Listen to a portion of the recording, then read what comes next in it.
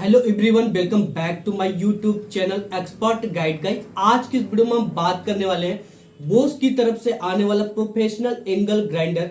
अगर आप एक अच्छे और सुपर क्वालिटी का एंगल ग्राइंडर लेना चाहते हो और वो मल्टीपर्पज यूज के लिए, उससे आप सरिया वगैरह भी काट सकते हो, लोहा काट सकते हो या बहुत कुछ कर सकते हो, दीवार काट सकते हो, वायरिंग कर सकते हो और एक सस्ते दाम में एक अच्छा और बेस्ट ब्रांड का अगर आपने एंगल ग्राइंडर लेना चाहते हो तो आप एक सही वीडियो पे क्लिक किए हो।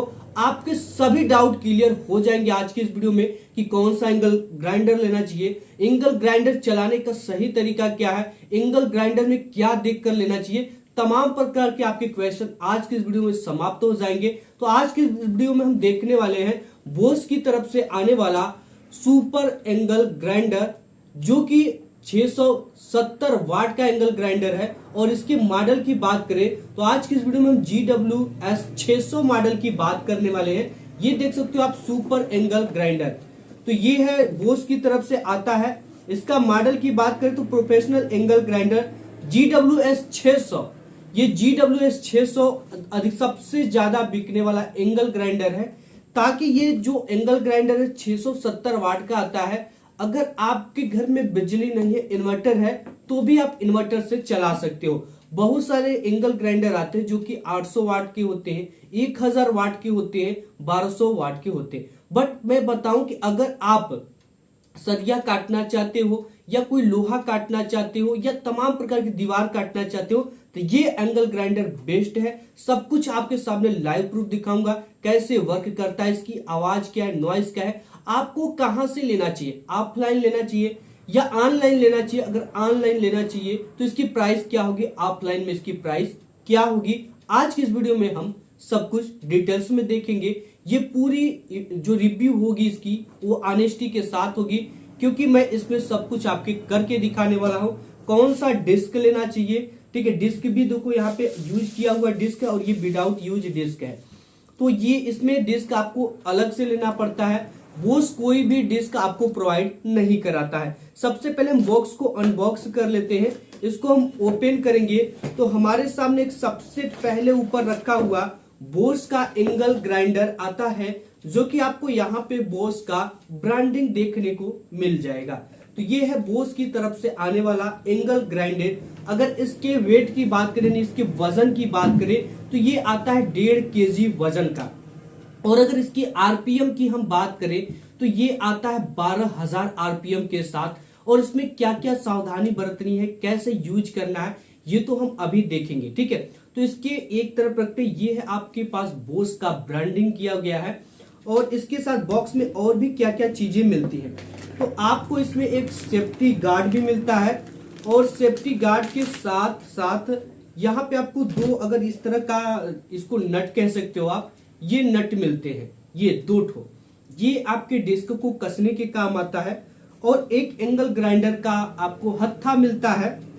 एंड इसके बाद एक आपको ये रिंच, इसको आप कह सकते हो रिंच मिलता है, जो कि डिस्क को कसने के काम आता है। एंड इसके साथ यहाँ पे एक वारंटी कार्ड और एक ये, इसको आप कह सकते हो गाइड कह सकते हो कि किस तरह से वर्क करेगा, और मैनुअल गाइड आप इसको कह सकते हो कि कैसे कैसे चीजें लगेंगी। ये सब चीजें इसमें बोस बताया हुआ है, ठीक है। इस चीज को मैं आपको बताने वाला हूं। और इसके अलावा बॉक्स में आपको कुछ भी देखने को नहीं मिलता। बॉक्स को हम रखते हैं एक तरफ। अब इसके बाद इसकी बात कर लेते हैं। तो ये देखो, जो इसमें 4 इंच का यानी 10 mm का आपको डिस्क वर्क करता है। और इसके बात करें इसकी आरपीएम की, तो हमने बताया कि 12,000 आरपीएम पे वर्क करता है। और इसके एम्पियर की बात करें तो ये 3 एम्पियर की है और 670 वाट का ये एंगल ग्राइंडर है। यानी कि 1 घंटा चलेगा तो 670 वाट आपकी बिजली की खपत करेगा। और 220 वोल्ट 230 वोल्ट पे ये आता है, मेड इन इंडिया सामान है। और यहाँ पे एक क्यूआर कोड दिया गया है और इस बॉक्स पे भी क्यूआर कोड दिया गया है। इस क्यूआर कोड का क्या मतलब है, इससे क्या चीजें हैं, इससे आप ई वारंटी ले सकते हो, ठीक है। ई वारंटी मतलब कि इसके वारंटी को आप हर एक चीज इसमें डाल दोगे, इसके मॉडल का नाम, तो इसका ई वारंटी कार्ड मिल जाएगा। अगर बीच में आपको गड़बड़ होता है तो चीजें चेंज हो जाएंगी या तो इसकी चीजों को बदल दिया जाएगा। तो ये जो आता है आपका बोस का एंगल ग्राइंडर, इसको कैसे कसना और इसको वर्किंग कैसे करना, इसको पकड़ना कहां से है, ये देख सकते हो यहाँ से आपको एयर लेने के लिए बनाया गया, यहाँ से एयर लेने के लिए बनाया गया, और इसमें एक दिया गया स्विच। स्विच भी आपको दो तरीके से वर्क करता है। सबसे पहले तो आप अगर किसी चीज को काट रहे हो तो इस तरह से दबाए रखकर भी काट सकते हो, एंड इसके बाद छोड़ोगे तो ये अपनी स्थिति पे आ जाएगी। लेकिन एक इसी को थोड़ा सा धक्का देकर इस तरह से आप उठाते हो तो ये पूरी जाम हो जाएगी और ये आपका एंगल ग्राइंडर चलता रहेगा। ठीक है, इसके बाद आपको इस एंगल ग्राइंडर में डिस्क कसने का सबसे पहला काम आता है। तो इसके लिए यहाँ पे दो नट दे रखे।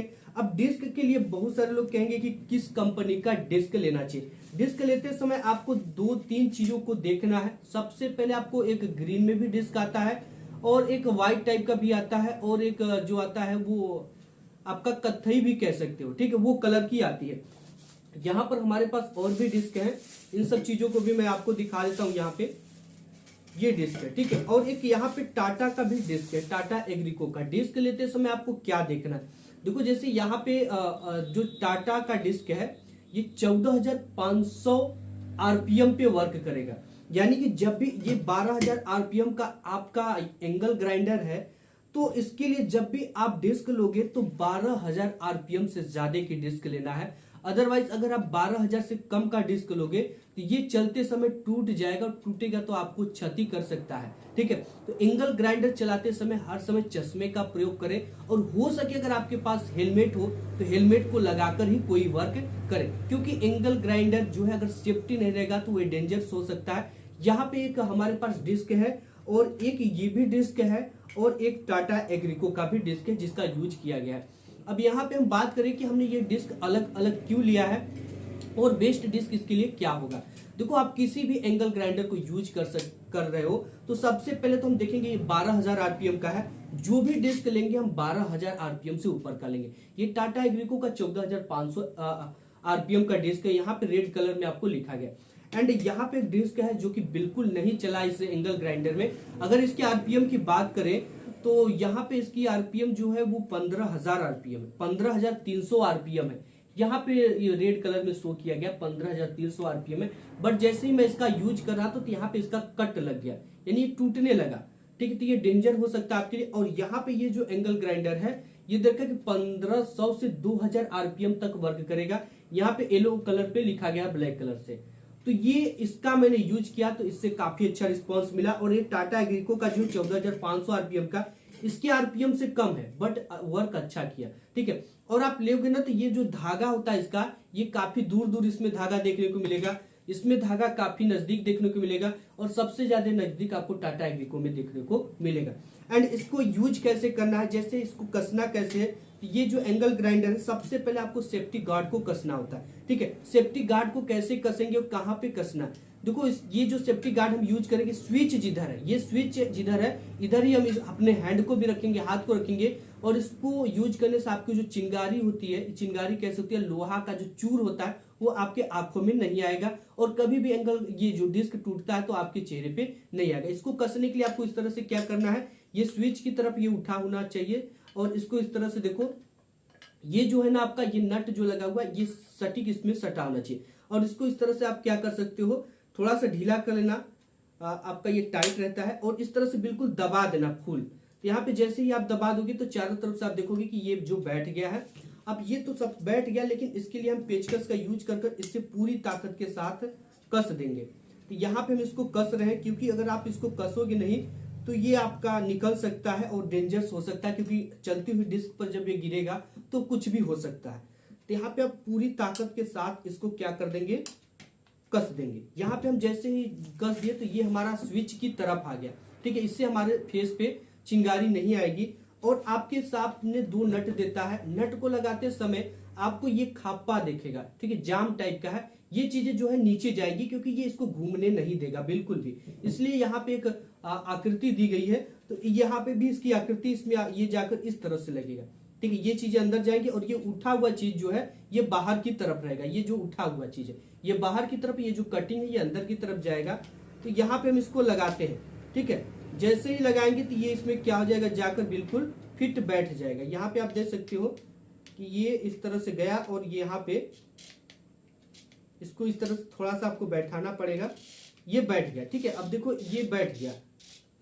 अब इसके बाद इसमें डिस्क लगेगा, आप कोई भी डिस्क लगा सकते हो। यहाँ पे डिस्क लगाने के लिए इस डिस्क को ये जो आपका लिखा हुआ चीज यहाँ पे पर्ची छपा रहेगा, कुछ भी रहेगा, या यहाँ पे स्टील लगा हुआ रहेगा, तो इस चीज को हमको क्या करना है, बाहर की ओर रखना है। यानी कि किस तरह से रखना है, ये देखो सेफ्टी गार्ड की तरफ आपको रखना है, ठीक है। और ये जो बिना कुछ लिखा हुआ है इसको सामने की ओर रखना, और इसको क्या करना है, सेफ्टी गार्ड के इस तरफ रखना है, यानी इस तरह से आपको इसमें यूज करना है।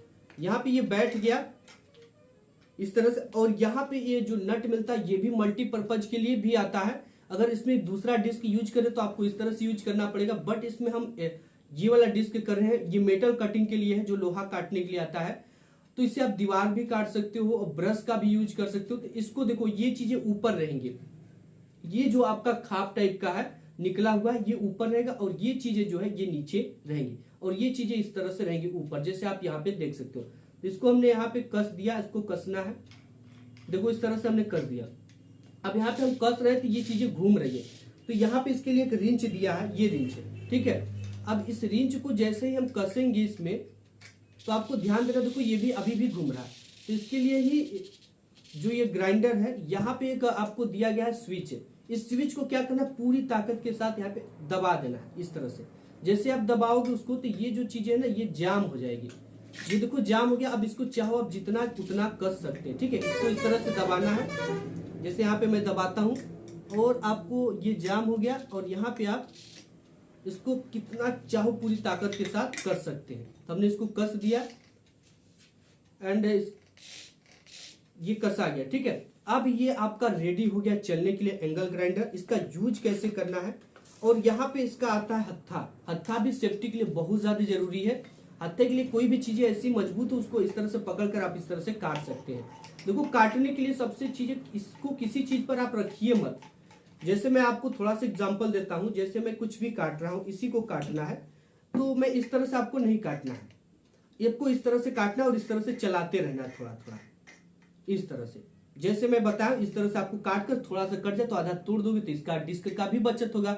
मैं सरिया काटता हूं तो मैं क्या करता हूं कि पूरे सरिया को सरिया देता हूं और उसके बाद इस तरह से चला देता हूं। उसके बाद आधा सरिया कटने के बाद आधा तोड़ दी जाती है।